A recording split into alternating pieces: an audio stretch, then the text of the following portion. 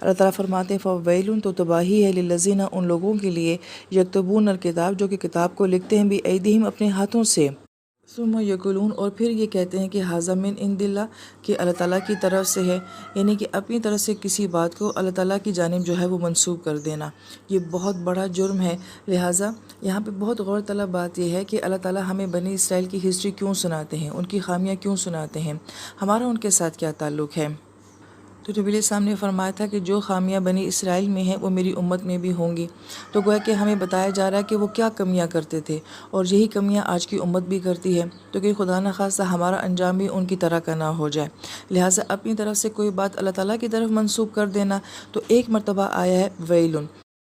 اور ویل کہا جاتا ہے دنیا اور آخرت میں ہر طرح کی تباہی اور بربادی کا راستہ کھول دینا۔ دوسرا معنی جو ویل کا بیان کیا جاتا ہے کہ اس طرح کی بربادی، اس طرح کی ہلاکت جس کو انسان سوچ بھی نہ سکتا ہو،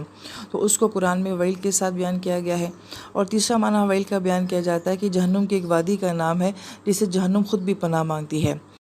اور حدیث پاک کا مفہوم ہے کہ اگر جہنم کی گہرائی میں کسی پتھر کو پھینکا جائے تو 70,000 سال بعد وہ پتھر جہنم کی گہرائی میں جا کر پہنچے گا۔ تو اس سے اندازہ لگایا جا سکتا ہے کہ وہ کیسی وادی ہوگی۔ تو یہ ان لوگوں کے لیے ہے کہ جنہوں نے اپنے ہاتھوں سے کتاب کو لکھا اور پھر یہ کہا کہ یہ سب باتیں اللہ تعالیٰ کی طرف سے ہیں۔